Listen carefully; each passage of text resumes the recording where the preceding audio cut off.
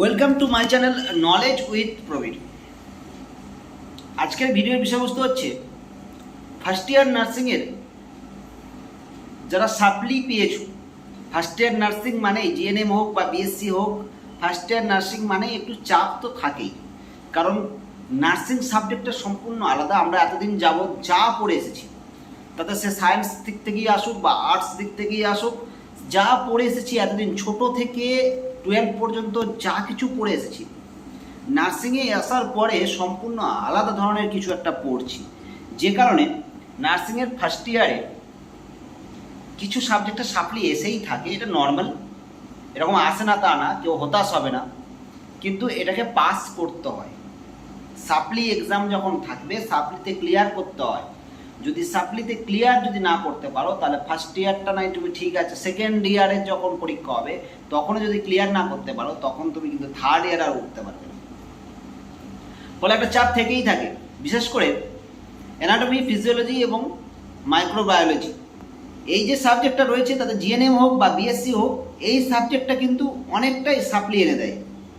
তুমি যতই লিখো না কেন, ঠিক লাস্টে যেন মনে হবে যে আমি বোধহয় খুব একটা ভালো লিখলাম না, আর যখন রেজাল্ট বেরোবে তখন তুমি দেখতে পাবে সত্যিই অ্যানাটমি, ফিজিওলজি আর মাইক্রোবায়োলজি এই সাবজেক্টটাতে তোমার সাপ্লি চলে এসেছে। কি করে সাপ্লি আসছে, কি লিখলে সাপ্লি আসবে না, কেমনভাবে লিখলে সাপ্লি আসবে না, তুমি বিন্দুমাত্র বুঝতে পারছো না। কারণ তুমি যে পরীক্ষাটা দিয়েছিলে তাতে কিন্তু তুমি ভালোই পরীক্ষা দিয়েছো, ছবি এঁকেছো, ছবি এক্সপ্লেন করেছো, চিহ্নিতকরণ করেছো, সব করেছো, কিন্তু তবুও যেন তোমার সাপ্লিটা চলেই এলো, তুমি আটকাতে পারলে না। এই যে হতাশ হয়ে যাচ্ছ, সেই হতাশ হওয়ার কারণেই তুমি আবার যখন সাপ্লি এক্সাম দেবে তখন তুমি আবার ক্লিয়ার করতে পারবে না। দেখো, সব থেকে বড় যেটা বিষয়বস্তু সেটা হচ্ছে তোমাকে ফার্স্ট বুঝতে হবে যে আমি ঠিক আছে, একবার হয়েছে, আমি সাপ্লি এক্সামের সময় সেটা ক্লিয়ার করবই, করতে আমাকে হবে, আর আমি পারবো। দেন তোমাকে প্রিপারেশন শুরু করতে, শুধু ওটা ভাবলে হবে না যে আমি পারবো পারবো বলে চুপচাপ শুয়ে থাকলাম, এক্সাম চলে এলো, এক্সাম দিতে চলে গেলাম, এটা করলে হবে না। আমাকে চেষ্টা করতে হবে, পড়তে হবে, টাইম দিতে হবে, এবং কিভাবে আরও বেটার করা যায় সেদিকে লক্ষ্য রাখতে হবে। তো সেই জন্য আমরা কি করেছি, নলেজ উইথ প্রবীর থেকে আমরা প্রত্যেক বছরেই কিন্তু এই সাপ্লি এক্সামটাকে বেশি গুরুত্ব দিই, কারণ সাপ্লি এক্সামটাই আসল।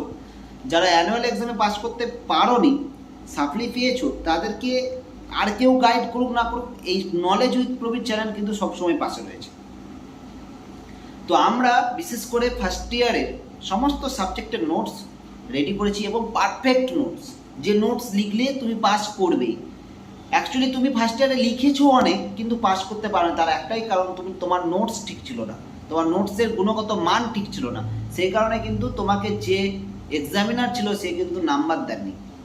তোমার নোটস ঠিকঠাক হতে হবে, তুমি যতই পড়ে যাও না কারণ যদি তোমার নোটস ঠিকঠাক না থাকে তুমি কিন্তু পাস করতে পারবে না। নোটসের পয়েন্ট টু দি পয়েন্ট, একদম পয়েন্ট বাই পয়েন্ট যদি নোটস ঠিক থাকে, পাস তুমি করে যাবে, অল্প লিখলেও পাস করে যাবে।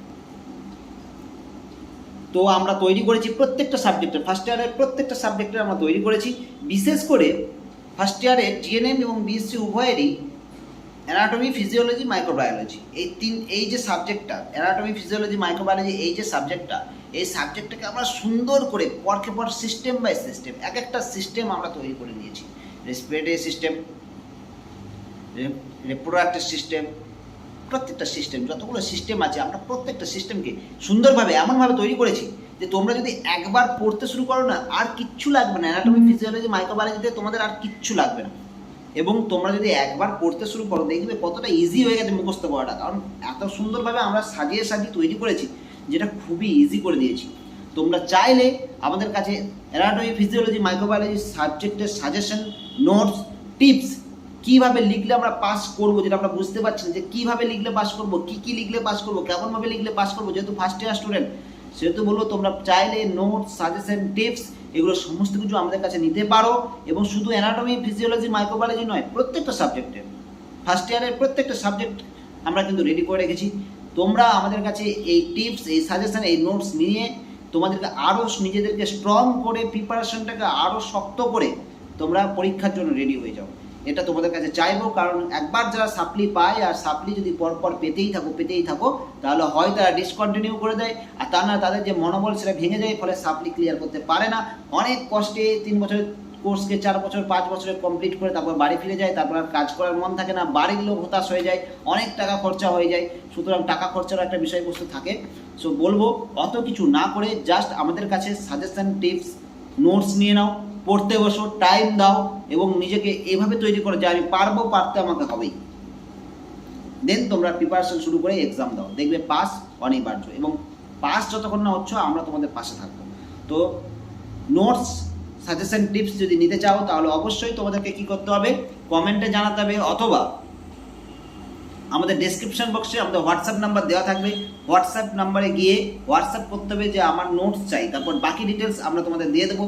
খুবই কম টাকায় আমরা এই নোটস, সাজেশন, টিপস দেবো, যেটা তোমাদের পক্ষে নেওয়াটা অসুবিধা যাতে না হয়। ওকে, তো চলো পরের ভিডিওতে দেখা হবে।